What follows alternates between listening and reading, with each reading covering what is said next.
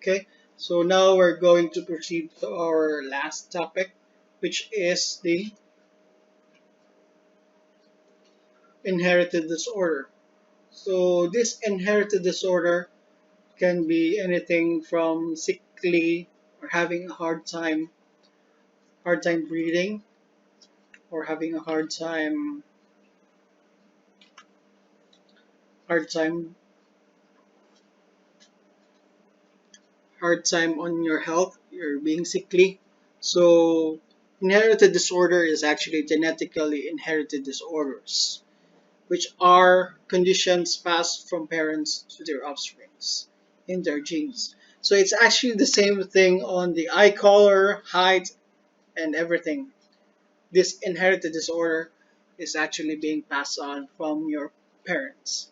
So if your parents have some sickness like high blood pressure, something like that, or being obese, there is a chance that your parents can pass it on to you.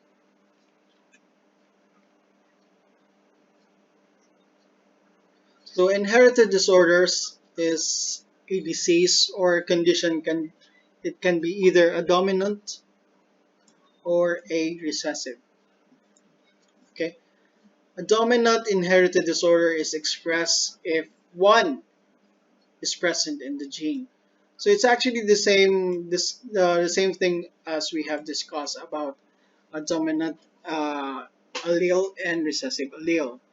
So we have here also recessive inherited disorder expressed if they are both present in the genes. So these are the small letters, a combination of two small letters.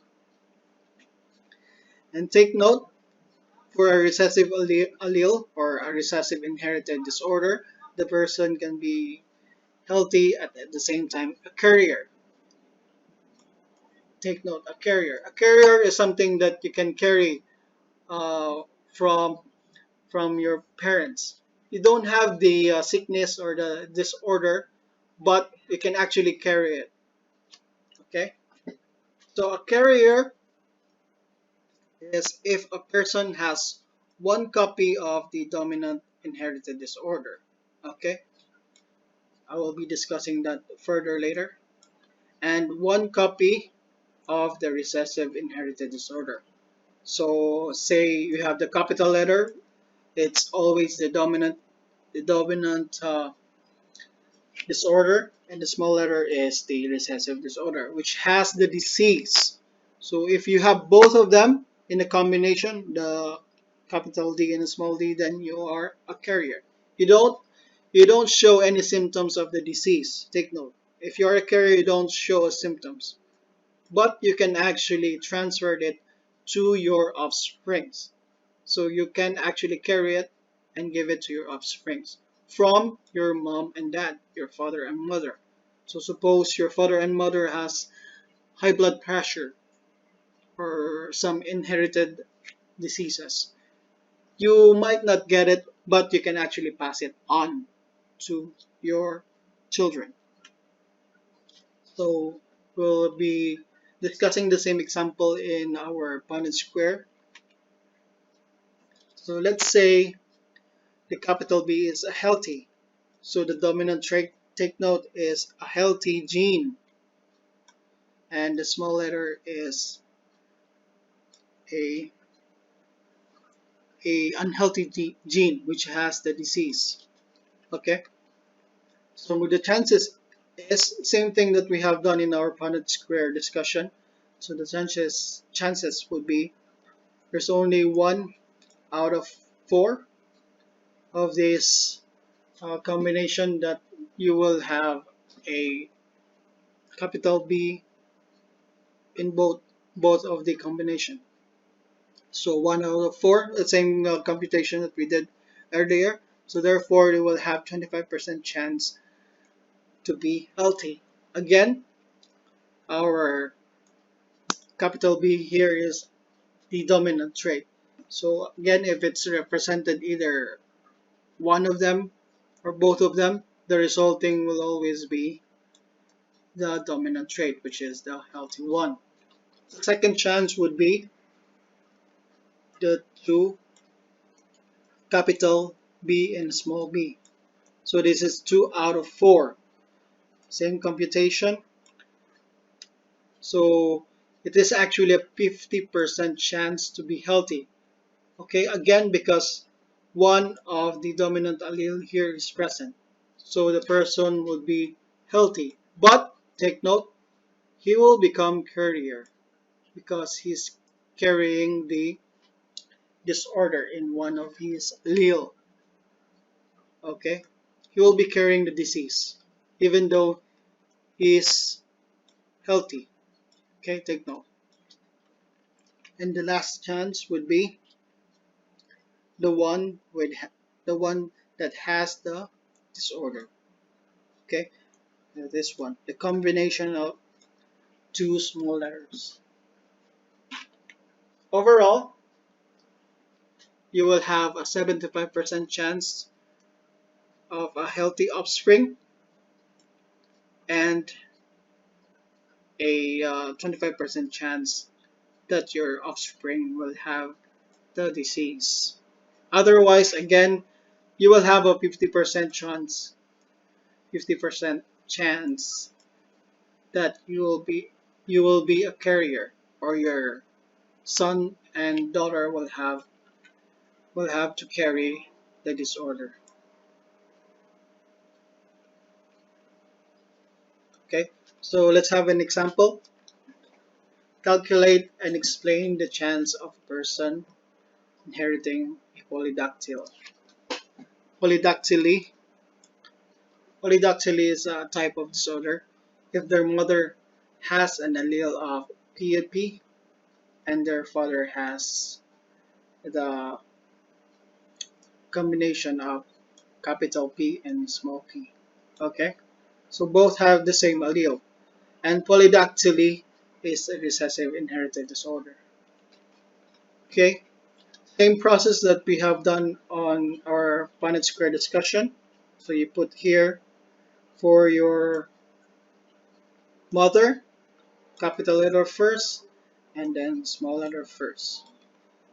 Okay, for father, capital letter and small letter. Okay, let's just erase that.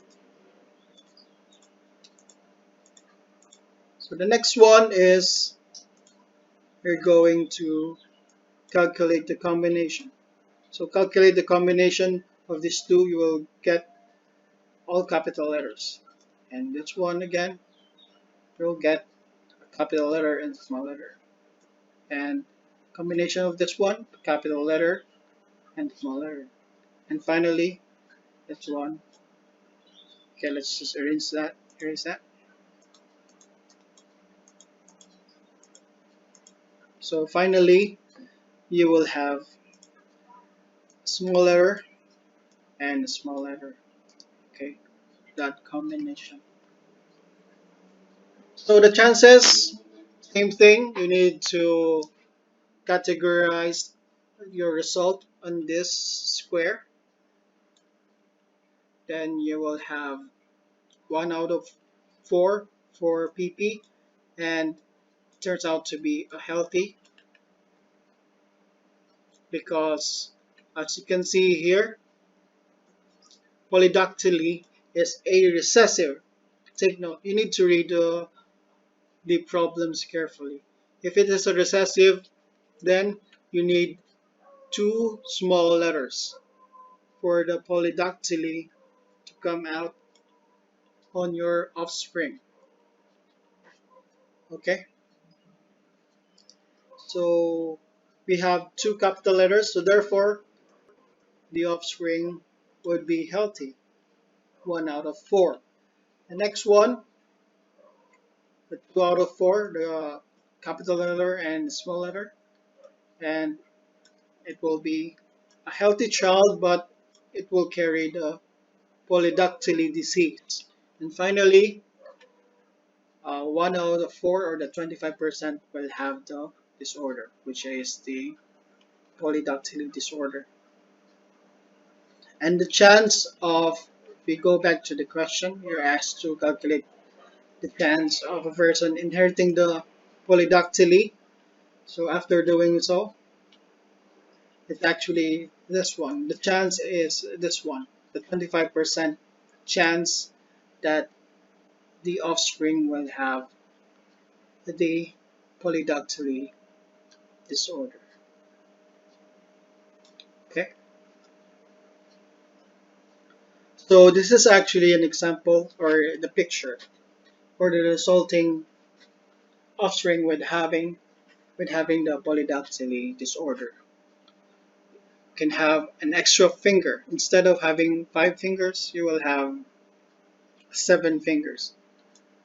I actually have a cousin who has this disorder. They have a small finger after the pinky fingers, so they have 6.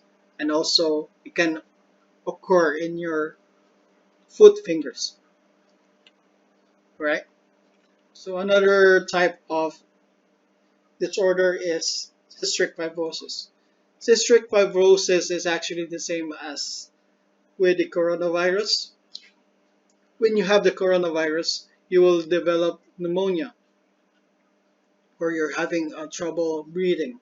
So this is actually a normal passage, or the ones that in your lungs, you will have a normal passage of air. If you have a cystic fibrosis, there would be a clogging. Usually these are phlegms. So if you will get the coronavirus, you can have this thick layer that actually blocks the passage. So that's why if a patient is caught with coronavirus, they will be intubated. They will you will insert a tube going down here so that the person can actually breathe. Otherwise, we're having a hard time breathing. And another inherited disorder would be a hemophilia. Hemophilia is a type of disorder. So say you actually been injured. For a healthy person, could take very few minutes or a few minutes for the bleeding to stop. But on a hemophilia disorder, could take time for you to complete or to clog the blood or to stop you from bleeding. Okay. Otherwise, if you lost a lot of blood, you will eventually die. So if you have this disorder, you actually need go directly to the hospital, the nearest hospital, for you to be able to be treated.